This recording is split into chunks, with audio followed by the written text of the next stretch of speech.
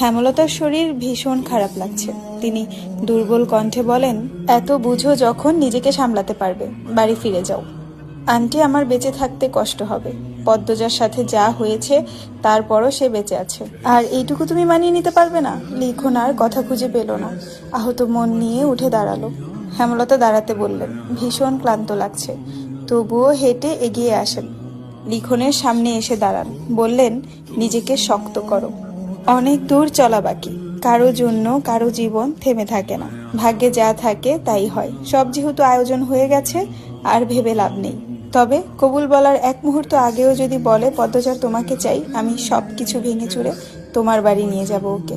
আমি আমার মেয়েটাকে ভীষণ ভালোবাসি বাবা। আমার মেয়ের সুখের জন্য আমি স্বার্থপর হয়েছি। অন্যের সন্তানের কষ্ট চোখে ভেসেও ভাসছে না। আমাকে ক্ষমা করে দিও বাবা। হেমলতার চোখে জলের ভিড়। লিখন ভীষণ অবাক হয়ে দেখে এই কঠিন মানুষটাকে। হেমলতা নিজের কান্না, নিজের দুর্বলতা কেন দেখালেন লিখনকে? লিখন জবাব খুঁজে পেল না, শুধু এইটুকু বুঝতে পারলো, হেমলতার জীবন মানে পদ্মজা। লিখন ভাঙা গলায় আসি বলে চলে গেল। হেমলতা সব কাজ ভুলে গুটিসুটি মেরে বিছানায় শুয়ে পড়েন। চোখ বেয়ে 2 ফোঁটা জল গড়িয়ে পড়ে। মনের শক্তি একদম কমে গেছে। দুর্বল হয়ে পড়েছেন তিনি। নিজের ওপর বিশ্বাস, আস্থা খুঁজে পাচ্ছেন না। সিদ্ধান্ত নেওয়ার ক্ষমতা খুঁজে পাচ্ছেন না। বারান্দার গ্রিলে হাত রেখে আকাশের দিকে তাকিয়ে আছে পদ্মজা।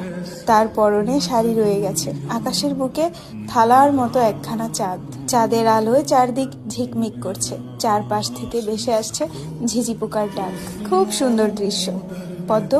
পদ্মজা কেঁপে উঠে পিছনের দিক তাকালো। মোর্শেদকে দেখতে পেয়ে গোপনে হাফ ছাড়লেন। মোর্শেদ বললেন, তোর মাইকে আর উড়ে নাই? না আব্বা। মোর্শেদ চিন্তিত ভঙ্গিতে কিছু ভাবলেন, তারপর বললেন, তুই হজাক কেন? যা ঘরে গিয়া ঘুমা, আমি ঘাটে যাইতেছি। আচ্ছা আব্বা। মোর্শেদের যাওয়ার পানে পদ্মজা তাকিয়ে রইল। সে কি যেন ভাবছে, কিন্তু কি ভাবছে সেটা বুঝতে পারছে না। কুকুরের ঘেউ ঘেউ ডাকে উদাসীনতা কেটে গেল। শাড়ির আঁচল টেনে সাবধানে সদর ঘরে ঢুকলো। সদর ঘরে পাটি বিছিয়ে দূর দূরান্ত থেকে আসা আত্মীয়রা ঘুমাচ্ছে। তাদের ডিঙিয়ে পদ্মজা হেমলতার ঘরের মধ্যে আসেন। হেমলতা বেঘোর ঘুমাচ্ছেন। পদ্মজা শুনেছিল লিখন শাহকে নিয়ে তার মার ঘরে আসেন। তারপর কি হয়েছে কে জানে। সন্ধ্যার পর পূর্ণা গিয়ে জানালো আম্মা ঘুমাচ্ছে, কিন্তু সন্ধ্যার পর হেমলতা কখনোই ঘুমান না। তাই পদ্মজা মাথার ঘোমটা টেনে হেমলতার ঘরে ছুটে আসে। হেমলতাকে এত শান্তিতে ঘুমাতে আগে কখনো দেখেনি পদ্মজা, তাই আর ডাকেনি। কেউ ডাকতে আসলে তাড়িয়ে দিচ্ছে, ঘুমাচ্ছে যখন ঘুমাক। এখন মধ্যরাত। পদ্মজা হেমলতার মুখের সামনে মাটিতে বসে আছে। এক দৃষ্টিতে তাকিয়ে থাকে মায়ের দিকে। গলা কাঁপছে তার। শ্বশুর বাড়ি কিভাবে থাকবে সে? মাকে ছাড়া 2 দিন থাকতে গিয়ে এত বড় ঝড় বয়ে গেল, আর এখন সারা জীবনের জন্য মায়ের ছায়া ছেড়ে দিতে হবে। এই মানুষটার মুখটা না দেখলে তার দিন কাটে না। এই মানুষটার আদর শাসন ছাড়া পুরাটা দিন সম্পূর্ণ হয় না। পদ্মজা বিছানায় মাথা ঠুকে ফুপিয়ে উঠল। অস্পষ্ট স্বরে ডাকলো, আম্মা। সঙ্গে সঙ্গে হেমলতা চোখ খুলেন। পদ্মজা খেয়াল করলো না।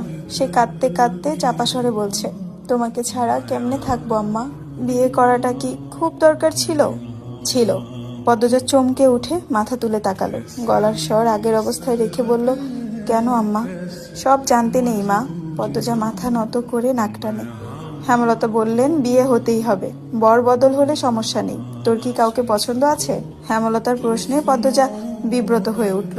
হেমলতাও প্রশ্নটা করতে যেয়ে অস্বস্তি বোধ করেন। পদ্মজা মাথা 2 পাশে নাড়িয়ে জানালো তার অন্য কাউকে পছন্দ নেই। হেমলতা উঠে বসেন, চুল হাত খপা করতে করতে বলেন, রাত কি খুব বেশি হয়েছে? মানুষের সাড়া নেই, মাঝরাত, আর তুই বসে বসে কাঁদছিস? হেমলতা বললেন মৃদু ধমকের সুরে। পদ্মজা নিরুত্তর।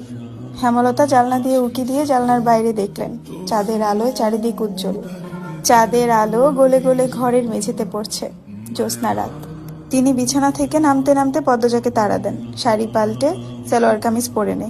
কেন আম্মা? যা বলছি কর। পদ্মজা ঘরে গিয়ে শাড়ি পাল্টে নিল। উঠানে এসে দেখে হেমলতার হাতে বৈঠা। পদ্মজা অবাক হলো। অবাক হয়ে প্রশ্ন করলো, আম্মা তুমি নৌকা চালাবা? পূর্ণারে নেব? নেওয়া উচিত। আচ্ছা যা, ওকে ডেকে নিয়ে আয়। প্রান্ত প্রেমা যেন টের না পায়। পদ্মজা অসহায়ের মতো তাকিয়ে রইল মায়ের দিকে। হেমলতা তাড়া দেন, যাবি তো? পদ্মজা হন্তদন্ত হয়ে ছুটল। কয়েক মিনিট বাদে পূর্ণাকে নিয়ে ফিরল। পূর্ণা ঘুমে ধুলছে। হেমলতা ঘাটে এসে দেখেন মোর্শেদ নৌকায় বসে বিড়ি ফুঁকছেন। নৌকা ছাড়ো। মোর্শেদ এদিকে তাকিয়ে দুই মেয়ে আর বউকে দেখে হকচকিয়ে গেছেন।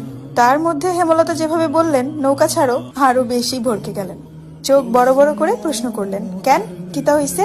মোর্শেদের জবাব না দিয়ে হেমলতা পূর্ণা পদ্মজাকে নিয়ে নৌকায় উঠে পড়েন। বৈঠা মোর্শেদের দিকে এগিয়ে দিয়ে মিষ্টি করে হেসে বলেন, জ্যোৎস্না রাতে নৌকা ভ্রমণে বের হয়েছি আমরা, তুমি এখন আমাদের নৌকার মাঝি। হেমলতা থামলেন, তারপর গ্রামের ভাষায় বললেন, লও মাঝি, বৈঠা লও, নৌকা ছাড়ো তোমার, যত শিকি চাইবা ততই পাইবা। একসাথে চারটা দুঃখী মানুষ হেসে উঠল। মোর্শেদ বৈঠা হাতে নিয়ে নৌকা ছাড়েন। হুট করেই যেন অনুভব করছে যুবক কালের রক্ত শরীরে টকবক করছে। এই তো তার সংসার, এই তো তার আনন্দ। রাতের নির্মল বাতাস, মাদানী নদীর স্বচ্ছ জলে চাঁদের প্রতিচ্ছবি, কচুরি পানা ভেসে যাচ্ছে, সবকিছু সুন্দর, মুগ্ধকর। পূর্ণার বুকের ভারটা খুব হালকা লাগছে। পদজা প্রাণ ভরে নিঃশ্বাস নেয়। রগে রগে শান্তি ঢুকে পড়ে। আল্লাহ তাআলা যেন প্রকৃতির সৌন্দর্য রূপে যে কোনো দুঃখী মানুষকে সুখী অনুভব করানোর মন্ত্র ঢেলে দিয়েছেন। মোর্শেদ নাকি গো? হিন্দু পাড়া থেকে কেউ একজন চেঁচিয়ে ডাকলো। মোর্শেদ এক হাত তুলে জবাব দিলেন, হ দাদা, আমি। রাইতের বেলা যাইতাছো কই? মেয়ে বউ নিয়ে জ্যোৎস্না পোহাইতে বেরিয়েছি দাদা, তোমাদেরই দিন মিয়া। মোর্শেদ আর কিছু বললেন না, হাসলেন। ওপাশ থেকেও আর কারো কথা শোনা গেল না।